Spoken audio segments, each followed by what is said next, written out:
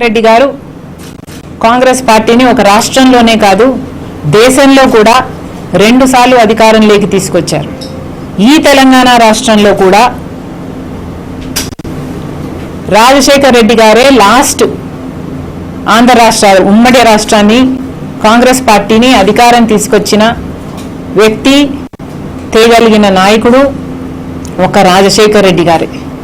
ఆ తర్వాత ఇన్నేళ్ల తర్వాత ఇప్పుడు రాహుల్ గాంధీ గారు చేసిన పాదయాత్ర అటు తెలంగాణలో ఫలితాలు చూపాయి, అటు కర్ణాటకలో ఫలితాలు చూపాయి, ఇటు తెలంగాణలో కూడా ఫలితాలు చూపే సమయంలో కాంగ్రెస్ పార్టీని దెబ్బతీసే ఉద్దేశం మాకు లేదు.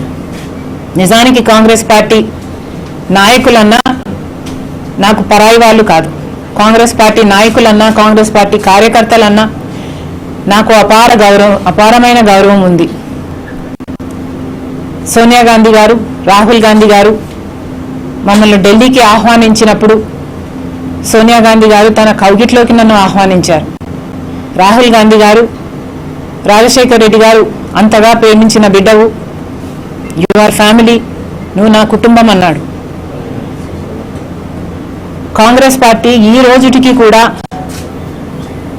దేశంలోనే అతి పెద్ద సెక్యులర్ పార్టీ. ఆ గౌరవం నాకు ఎప్పుడూ ఉంది. కాంగ్రెస్ పార్టీని కానీ, కాంగ్రెస్ పార్టీ నాయకుల్ని కానీ దెబ్బతీసే ఉద్దేశం మాకు లేదు.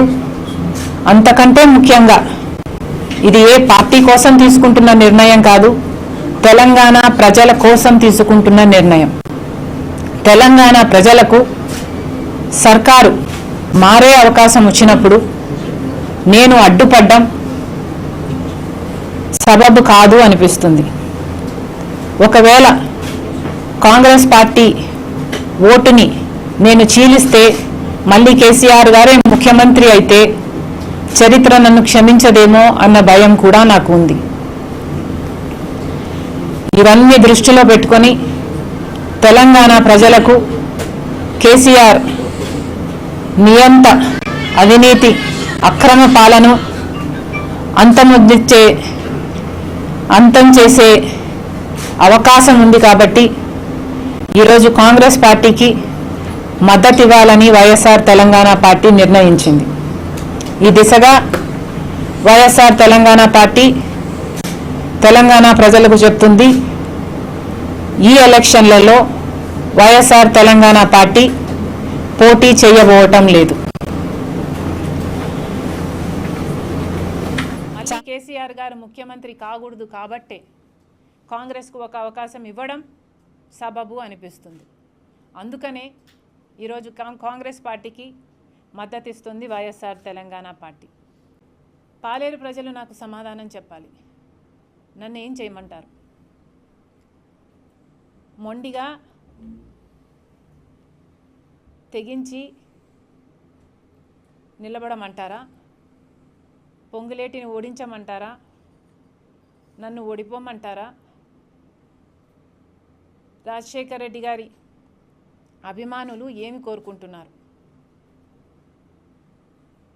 గెలుపు ముఖ్యమే, గెలుపు గొప్పదే, కానీ త్యాగం అంతకంటే గొప్పది. రాజశేఖర్ రెడ్డి బిడ్డను అర్థం చేసుకుంటారని పాలేరు ప్రజలను మనస్ఫూర్తిగా కోరుతుంటే రాజశేఖర్ రెడ్డి బిడ్డ ఎప్పటికైనా పాలేరు ప్రజలతో ఓటు వేయించుకుంటా, ఎప్పటికైనా పాలేరు ప్రజలను నేను రిప్రజెంట్ చేయాలన్నది నా కోరిక. Thank you.